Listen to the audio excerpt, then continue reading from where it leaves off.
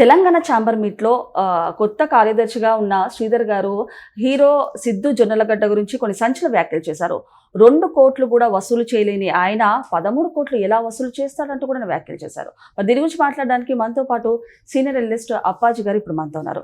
నమస్తే సార్. నమస్తే అండి సార్. మరి తెలంగాణ ఛాంబర్ మీట్లో కొత్త కార్యదర్శిగా ఉన్న శ్రీధర్ గారు మన హీరో జొన్నలగడ్డ సిద్ధు గురించి కొన్ని సంచలన వ్యాఖ్యలు చేశారు. అంటే 2 కోట్లు కూడా వసూలు చేయలేని ఆయన 13 కోట్లు ఎలా వసూలు చేస్తారంటూ కూడా వ్యాఖ్యలు చేశారు.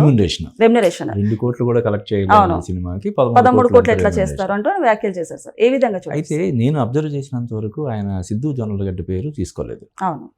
ఆయన ఈ మధ్య కాలంలో కొంతమంది హీరోలు 2-3 కోట్లు కూడా కలెక్ట్ చేయలేకపోతున్నటువంటి సినిమాల్లో నటిస్తున్నటువంటి హీరోలు 10 కోట్లు 12 కోట్లు రెమ్యునరేషన్ తీసుకుంటున్నారని చెప్పి అతను వ్యాఖ్యానించాడని నేను చూశాను.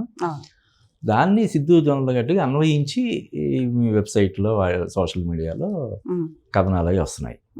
పర్టికులర్గా ఒక హీరో గురించి ఆయన మెన్షన్ చేశాడని చెప్పి నేను అనుకోవట్లేదు. అయితే ఈ రెమ్యునరేషన్కి సంబంధించిన ఇది ఎప్పటి నుంచో ఉంది. ఇప్పుడు అంటే ఈ గత ఒక 2-3 నెలల క్రితం కాదు, అంతకుముందు కూడా కరణ్ జోహార్ అని బాలీవుడ్లో ఫేమస్ డైరెక్టర్ అండ్ ప్రొడ్యూసర్, ఆయన ఎప్పటి నుంచో బహిరంగ వేదికల మీద మాట్లాడుతున్నాడు.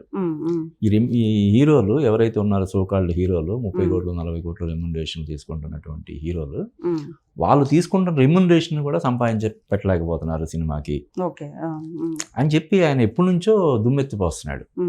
ఈ వివాదం ఎప్పటి నుంచో ఉంది. రెమ్యునరేషన్లు ఆ తలకు మించిన భారంగా అయిపోతున్నాయి. ఒక సినిమాకి సంబంధించి hero remuneration 50 to lion share హీరోకే ఇవ్వాల్సి వస్తుంది. కానీ అంత తీసుకున్నటువంటి హీరో కనీసం తన రెమ్యునరేషన్ కూడా వెనక్కి రాబట్టలేకపోతున్నాడు అని చెప్పి విమర్శలు ఎప్పటి నుంచో ఉన్నాయి. అది సిద్ధు జొన్నలగడ్డకే కాదు, ఎవరికైనా వర్తిస్తుంది. సల్మాన్ ఖాన్ సినిమా సికిందర్ సినిమా వచ్చింది. ఆ సినిమాకి గాను సల్మాన్ ఖాన్కి 100 కోట్లు రెమ్యునరేషన్ ఇచ్చారని చెప్పి అఫీషియల్గా వాళ్ళు ప్రెస్ నోట్ ఇచ్చారు. అంటే 100 కోట్లు వైట్ ప్లస్ దానికి జిఎస్టీ అది కూడా ప్రొడ్యూసరే కడతాడు. 100 కోట్లు సల్మాన్ ఖాన్ జేబులోకి 100 కోట్లు ఆ సినిమా. ఆ సినిమాకి డిజిటల్ ఆడియో వగేరా వగేరా రైట్స్ పక్కన పెడితే థియేటర్ కల్గా వచ్చింది మొత్తం 100 కోట్లు, 100-110 మధ్యలో వచ్చింది. అంటే జస్ట్ సల్మాన్ ఖాన్ రెమ్యునరేషన్ మాత్రమే వచ్చింది. సో ఇటువంటి పరిస్థితి, అంటే ఒక సినిమా ఫ్లాప్ అయితే హీరో రెమ్యునరేషన్ కాదు, మనం జనరల్గా చదువుతుండే ఎప్పటి నుంచో పోస్టర్ల ఖర్చులు కూడా రాలేదని చెప్పి. ఒక్కొక్కసారి పోస్టర్ల ఖర్చులు కాదు కదా, ఆ పోస్టర్లు అంటించడానికి పేస్టింగ్ ఏదో అయితే ఉంటుందో ఆ పేస్టింగ్ ఖర్చులు కూడా రాలేదని చెప్తుంటారు. ఇది అన్ని సినిమాలకు ఒక్కొక్కసారి రజనీకాంత్ సినిమా కావచ్చు, చిరంజీవి సినిమా కావచ్చు, అప్పట్లో ఎన్టీఆర్, ఏఎన్ఆర్, ఇలా ఎవరికైనా ఒక్కొక్కసారి జరుగుతుంటుంది అలాగా. అయితే ఈ రెమ్యునరేషన్ మరీ ఇప్పుడు ఒక హీరోకి బలవంతంగా రెమ్యునరేషన్ లాక్కుంటాడా? నాకు 13 కోట్లు ఇవ్వండి అని చెప్పి ఒక నిర్మాత ఇంట్లో చొరబడి తుపాకీ గురిపెట్టి నాకు ఇవ్వండి 10 కోట్లు 12 కోట్లు డిమాండ్ చేస్తాడా? కాదు కదా. వీళ్ళు వెళ్ళి ఇదిగో నీకు 10 కోట్లు ఇస్తాం, 12 కోట్లు ఇస్తాం, 15 కోట్లు ఇస్తాం ప్రొడ్యూసర్లు ఆఫర్ చేస్తే ఎవరైనా మనకి 15 కోట్లు 20 కోట్లు రెమ్యునరేషన్ ఇస్తామని చెప్పి ఒక హీరో దగ్గరికి వెళ్తే వద్దంటాడా? లేదండి నాకు అంత మార్కెట్ లేదు, మీరు ఎందుకు భలే వాళ్ళే అని అంటారా? అంటారు కదా. పైగా అతను నటించినటువంటి 2 సినిమాలు టిల్లు స్క్వేరు, అంతకుముందు డీజే టిల్లు, 2 కూడా చాలా లాభాలు తెచ్చిపెట్టిన సినిమాలు అవి.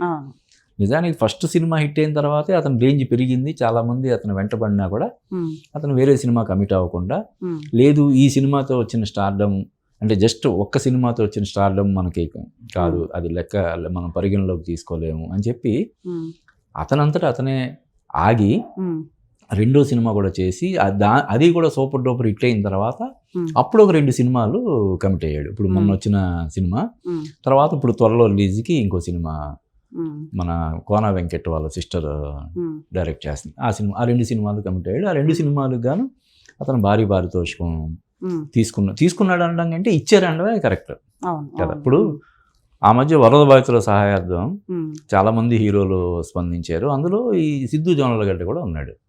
మన ఆంధ్రప్రదేశ్కి 15 లక్షలు, తెలంగాణ ప్రభుత్వానికి 15 లక్షలు, 30 లక్షలు విరాళంగా ఇచ్చాడు. 30 లక్షల విరాళం ఇచ్చేంత ఇది ఉండాలంటే అతను ఏదో 1 కోటి 2 కోట్లు తీసుకుంటే అందులో నుంచి 30 లక్షల విరాళం ఇవ్వలేడు కదా. భారీ మొత్తంలో రెమ్యునరేషన్ తీసుకుంటేనే ఇలాగా కొంత వితరణ చేయగలుగుతాడు. కాబట్టి ఆ విషయంలో మనం హీరోని మనం నిందించలేము. ఎందుకంటే ఇచ్చేది ప్రొడ్యూసర్, వాళ్ళ లెక్కలు వాళ్ళకు ఉంటాయి. ఫలానా హీరోని పెట్టుకుంటే మనకి ఇంత శాటిలైట్ వస్తుంది, ఇంత డిజిటల్ వస్తుంది, ఇంత ఆడియో వస్తుంది, థియేటర్ కల్లా ఇంత వస్తుందని వాళ్ళు లెక్కలు వేసుకొని దాని ప్రకారం హీరో రెమ్యునరేషన్ వీళ్ళు అప్రోచ్ అవ్వడం కానీ లేకపోతే ఆఫర్ చేయడం కానీ జరుగుతుంది. సార్ మీరు అన్నట్టు అంటే హీరోలను టార్గెట్ చేయడం వేరు, హీరోను టార్గెట్ చేయడం వేరు. అలాంటిది శ్రీధర్ గారు అంటే డైరెక్ట్ గా సిద్ధు జొన్నలగడ్డని టార్గెట్ చేస్తూ మాట్లాడడం ఎంతవరకు కరెక్ట్ అంటారు? అంటే ఇలా అంటే మరి సిద్ధు జొన్నలగడ్డ పేరు అతను తీయలేదు, ఒక హీరో అని ఏదైతే ఈ మధ్య కాలంలో 2 కోట్లు కూడా కలెక్ట్ చేయని సినిమాకి 13 కోట్లు రెమ్యునరేషన్ తీసుకున్నాడు అనేసరికి అది సిద్ధు జొన్నలగడ్డకి అంటే ఇండైరెక్ట్ గా ఆయనే అన్నట్టు కూడా చెప్తున్నారు కదా నార్మల్ గా. అదే అంటే కన్క్లూజన్స్ ఇప్పుడు ఈ వెబ్సైట్స్ లో వాటిలో వీటిలో ఇది సిద్ధు జొన్నలగడ్డ గురించే మాట్లాడాడు. అలా కాకుండా చాలా మంది ఇంకా హీరోలు ఉన్నారు, వాళ్ళు కూడా భారీ పారితోషికాలు తీసుకొని కూడా ఫ్లాప్ అయ్యి రూపాయి కూడా రాని సందర్భాలు ఉన్నాయి. వాళ్ళ గురించి ప్రస్తావించకుండా ఓన్లీ సిద్ధు జొన్నలగడ్డకి వెనకాల బ్యాక్గ్రౌండ్ ఏం లేదు కాబట్టి తన గురించి మాట్లాడగలిగారు, ఇలా రకరకాలుగా కథనాలు వస్తున్నాయి. అందువల్ల ఏంటంటే మనం అతని పేరు ప్రస్తావించలేదు కాబట్టి శ్రీధర్ అన్నయ్య ఆయన్ని మనం తప్పుపట్టలేము. ఈ సిద్ధు జొన్నలగడ్డ నిజంగా ఒకవేళ 13 కోట్ల రెమ్యునరేషన్ తీసుకొని ఉన్నా కూడా అతన్ని మనం ఎలా తప్పుపడతాం చెప్పు కదా. మీరంతటి మీరు వెళ్ళి ఆఫర్ చేసి ఇచ్చారు, బలవంతంగా ఏం తీసుకుంటే అతను ఇప్పుడు సినిమా రిలీజ్ అవ్వకుండా నాకు బ్యాలెన్స్ అమౌంట్ కూడా మీరు ఇస్తే కానీ నేను సంతకం పెట్టను, రిలీజ్ అవ్వనివ్వను, అటువంటి ఏదైనా చేసి ఉంటే అప్పుడు మనం దాన్ని తప్పుపట్టాలి. అటువంటి ఇది ఏం జరగలేదు కదా. కాబట్టి ఈ విషయంలో సిద్ధు జొన్నలగడ్డని మనం తప్పుపట్టడానికి ఏం లేదు. కానీ ఓవరాల్గా ఆలోచించుకోవాలి. ఇంత భారీ అంటే ఒక సినిమా హిట్ అయినంత మాత్రం 2వ సినిమా 3వ సినిమా హిట్ అవ్వాలని లేదు కదా. ఇప్పుడు కూడా ఒక సినిమా అట్టర్ ఫ్లాప్ అయినా కూడా మనకి ఏ విధమైనటువంటి ఇబ్బంది లేకుండా ఉండేలాగా జాగ్రత్తలు తీసుకోవాల్సినటువంటి అవసరం, బాధ్యత నిర్మాతల మీద ఉంది. హీరోది ఏముంది, 13 కాదు 10 30 ఇస్తానంటే తీసుకుంటాడు కదా. ఎలా చక్కగా విరాళాలు ఇవ్వచ్చు, కొంతమందికి సహాయం చేయొచ్చు, ఆర్థికంగా సహాయం చేయొచ్చు, తన ఇది ఇమేజ్ పెంచుకోవడానికి కొన్ని కార్యక్రమాలు అవి చేయొచ్చు అన్న ఉద్దేశంతో వాళ్ళు హీరోలు ఎప్పుడు కూడా వాళ్ళు రెమ్యునరేషన్ పెంచుకోవాలన్న ఆలోచనతోటే ఉంటారు. సార్ మరి అంటే యాక్చువల్గా ఒకవేళ ఈ మాట వేరే హీరోలకి అంటే వాళ్ళు ఊరుకునేవారా? అంటే సిద్ధు జొన్నలగడ్డ గారికి బ్యాక్ ఎండ్లో ఎవరు సపోర్ట్ లేరు కాబట్టి ఇలాంటి వ్యాఖ్యలు చేసినారంటూ కూడా ఒక వార్త వినిపిస్తుంది. అదే అంటే ఇది సిద్ధు జొన్నలగడ్డకి పరిమితమైనటువంటి విమర్శ కాదు, ఇది అందరు హీరోలకి వర్తిస్తుంది. రైట్ ఫ్రమ్ అమీర్ ఖాన్ కావచ్చు, సల్మాన్ ఖాన్ కావచ్చు, షారుఖ్ ఖాన్ కావచ్చు, ఇక్కడ చిరంజీవి, ఎన్టీఆర్, ఎవరైనా సరే. అందుకే ఇప్పుడు చాలామంది ఏంటంటే ఏం డిమాండ్ చేస్తున్నారంటే హీరోలు సినిమా నిర్మాణంలో భాగస్వాములు కావాలి. ఎక్కువ వచ్చింది, 1000 కోట్లు వచ్చింది, మీరు దానికి తగ్గట్టుగా ఖర్చులు పోను మీరు ఒక 60. చాలామంది ప్రొడ్యూసర్లు ఏంటంటే హీరోలకి పార్ట్నర్షిప్ బేసిస్లో అయితే వచ్చిన లాభాల్లో మీరు 80% తీసుకోండి అనడానికి కూడా సిద్ధంగా చాలామంది ఉన్నారు. అలా ఇవ్వడానికి కూడా చాలామంది సిద్ధంగా ఉన్నారు. నేను పెట్టుబడి పెడతా 50 కోట్లు 60 కోట్లు ఎంత అయితే అంత పెడతాను, ఆ పెట్టుబడి పోను వచ్చిన లాభాల్లో వచ్చిన దాంట్లో మీరు 80% తీసుకొని నాకు 20% ఇవ్వండి, లేదంటే 90% ఇవ్వడానికి కూడా కొంతమంది సిద్ధంగా ఉంటారు. కానీ వీళ్ళు ఏంటంటే 10-15 మంది నిర్మాతలు మాకు కావాలి మీ డేట్స్, మాకు కావాలి డేట్స్ అన్నప్పుడు ఎందుకు రిస్క్ తీసుకుంటాడు? సినిమా హిట్ అవుద్దో లేదో మనకు తెలియదు. తన వరకు సబ్జెక్ట్ అది బాగుంటేనే ఓకే చేస్తాడు. ఎందుకంటే సినిమా బాగుండకపోతే కెరీర్ ఎఫెక్ట్ అయ్యి తనకే కదా. నిర్మాత ఆబ్వియస్లీ భారీగా నష్టపోతాడు, కానీ ఇతనికి కూడా కెరీర్ పరంగా కూడా ఇతనికి నష్టం ఉంటుంది కదా. తను కూడా మ్యాక్సిమం జాగ్రత్తలు తీసుకుంటాడు. కానీ ఒక్కొక్కసారి ఏంటంటే టెంప్ట్ అయ్యి ఇప్పుడు ఒక 3 నెలలు 4 నెలలు డేట్లు ఇస్తే ఒకేసారి 13 కోట్లు 14 కోట్లు రెమ్యునరేషన్ అనేసరికి అతను సిద్ధు జొన్నలగడ్డ ఎప్పటి నుంచి ఉన్నాడు ఇండస్ట్రీలో?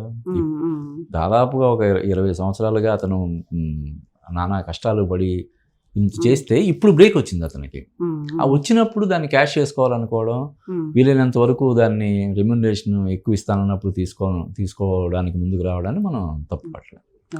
ఓకే సార్, నమస్తే. ఓకే ఇందు.